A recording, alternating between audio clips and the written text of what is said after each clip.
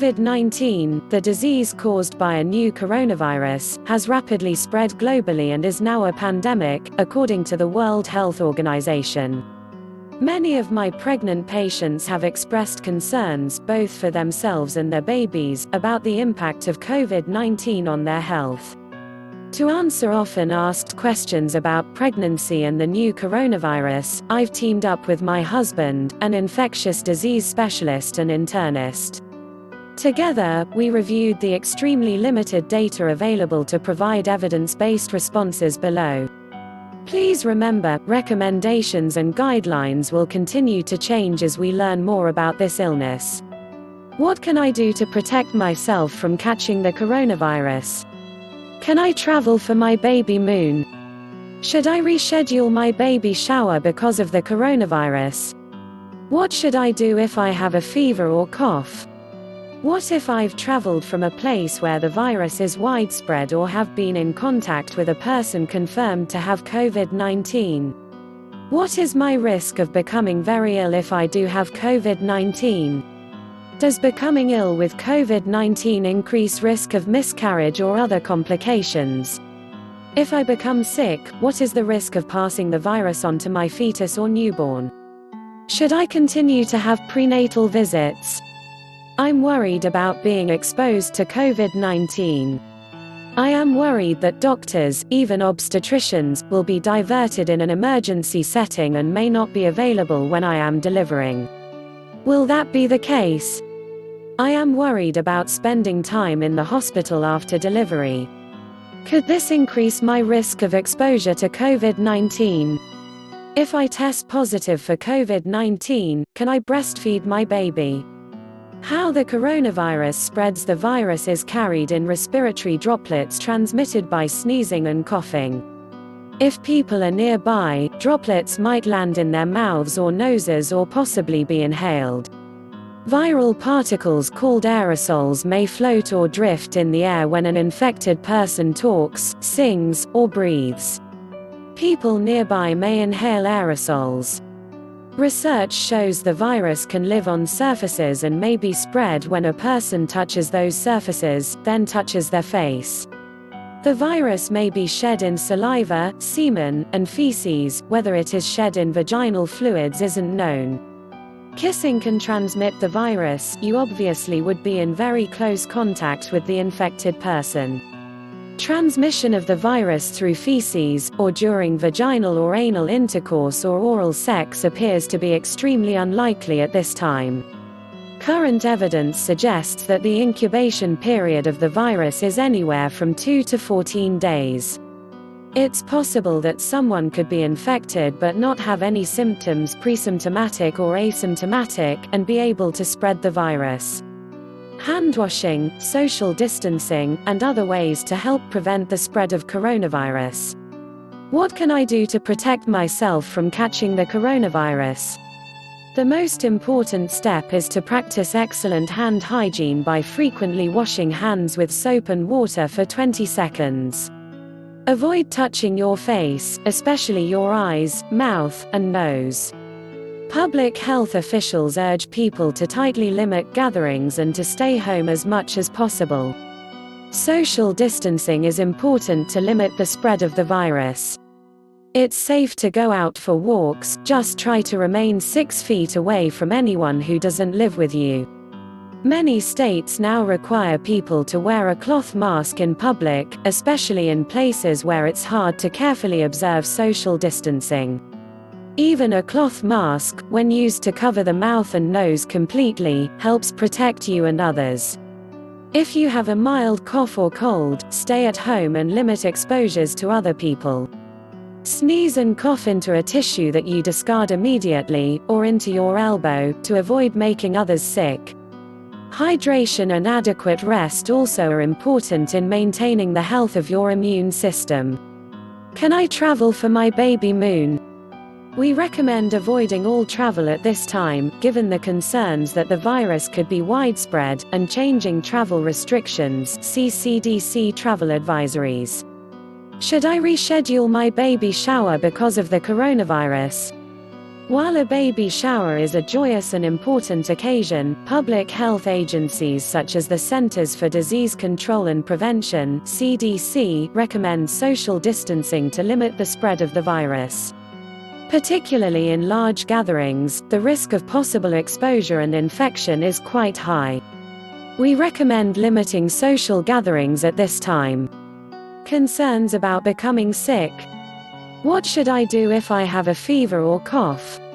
What if I've traveled from a place where the virus is widespread or have been in contact with a person confirmed to have COVID-19? The first step is to call your doctor's office to inform them of your symptoms, travel, or contact with someone who has a confirmed case of COVID-19. Do not simply go to your doctor's office. It is very important to limit the spread of the virus. Particularly if you have symptoms, it is best to call your doctor first to determine whether you need testing and/or to come in for evaluation.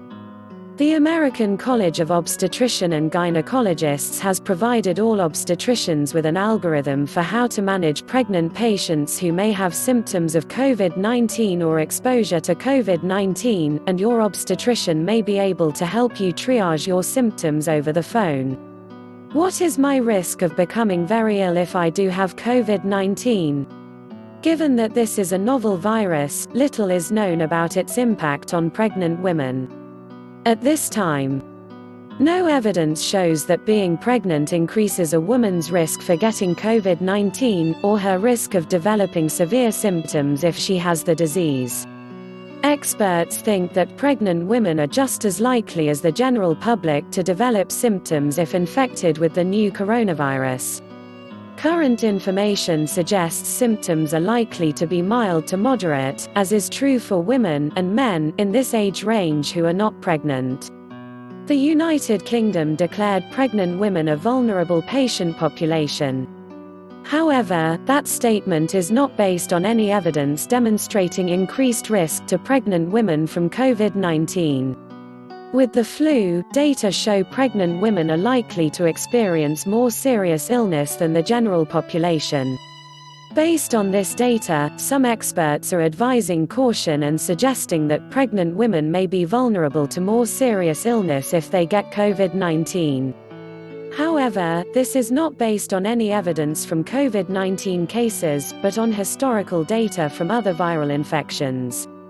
Given the lack of evidence, we recommend that pregnant women continue to practice social distancing and excellent hand hygiene.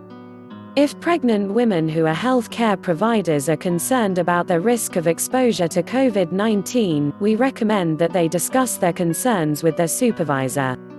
At this time, no U.S. guidelines restrict pregnant healthcare workers' ability to care for patients. Does becoming ill with COVID-19 increase risk of miscarriage or other complications? An increased risk of miscarriage or fetal malformations has not been documented in pregnant women who are infected with COVID-19, according to the CDC. Based on data from other coronaviruses, such as SARS and MERS, the American College of Obstetricians and Gynecologists notes that pregnant women who get COVID-19 may have a higher risk for some complications, such as preterm birth. However, this data is extremely limited, and the infection may not be the direct cause of preterm birth. If I become sick, what is the risk of passing the virus on to my fetus or newborn? Currently, only small studies reporting on a limited number of cases are available to answer many questions, including this one. Most of the women in these case reports had COVID-19 during the third trimester of pregnancy. A study of 9 pregnant women who were infected with COVID-19 and had symptoms showed that none of their babies was affected by the virus. The virus was not present in amniotic fluid, the baby's throats, or in breast milk. Another study of 38 women infected with COVID-19 found that none of the newborns tested positive for the disease. 2 case reports of infants born to mothers infected with SARS-CoV-2 demonstrated that the infants had elevated levels of antibodies to the virus but did not demonstrate any clinical evidence of infection with the virus. See here and here. Another case report analyzing 33 pregnant women infected with SARS-CoV-2 found that 3 of their newborns were also infected with the virus and had clinical signs of infection, as well as confirmation of COVID-19 infection. It is unclear whether these newborns were infected while in the womb or if these infections were acquired after birth, as the newborns were tested when they were days old. The possibility of vertical transmission, passing the virus from mother to baby, has not been ruled out. The risk of passing the infection to a fetus appears to be very low. Currently, there is no evidence of any fetal malformations or effects due to maternal infection with COVID-19. If a woman has an infection with a high fever during the first trimester, it's safest to use acetaminophen to lower temperature to avoid risk to the developing fetus. Concerns about prenatal care, birth, and breastfeeding. Should I continue to have prenatal visits? I'm worried about being exposed to COVID-19. Prenatal visits are important to ensure maternal and fetal health. However, given the current global pandemic we are facing, many obstetricians are either increasing the interval between visits or encouraging telehealth visits. Ask your obstetric health provider if you should buy a blood pressure cuff for use at home and monitor your baby's movements. If you have any concerns about your health or your baby's health, please call your obstetric team. We recommend that women talk to their obstetrician about their prenatal care and continue to attend appointments as long as their obstetrician feels it is appropriate. I am worried that doctors, even obstetricians, will be diverted in an emergency setting and may not be available when I am delivering. Will that be the case? Hospitals are responsible for making contingency plans for emergencies that might require diverting hospital staff. Ask your obstetric team about contingency plans at your hospital. They should be able to keep you updated on any change in plans. At our hospital, there is currently no plan for obstetricians to be redeployed. Obstetrics is an essential component of health, and it is likely that a physician trained in obstetrics will be present at the time of your baby's birth. Ask your health care team about this. I am worried about spending time in the hospital after delivery. Could this increase my risk of exposure to COVID-19? Hospital staff and your obstetric team are trying to minimize the number of people who come to the hospital. There are rules to make sure that anyone who needs to be evaluated for COVID-19 will be isolated from other patients. All medical staff are working hard to ensure that your risk of being exposed to COVID-19 is low. In the hospital, many precautions are being taken to minimize exposure risks. If you choose to do so, it may be possible to go home sooner than you normally would after birth, as long as you feel well and your birth was uncomplicated. Talk to your obstetric team about this. If I test positive for COVID-19, can I breastfeed my baby? Currently, there is no evidence of the virus in breast milk. Given that the virus is spread through respiratory droplets, mothers should wash their hands and consider wearing a face mask to minimize infants' exposure to the virus. The Royal College of Obstetricians and Gynecologists recommends that mothers infected with COVID-19 express breast milk to allow someone else to feed the baby. Be sure to use proper hand hygiene and cleaning of breast pump parts.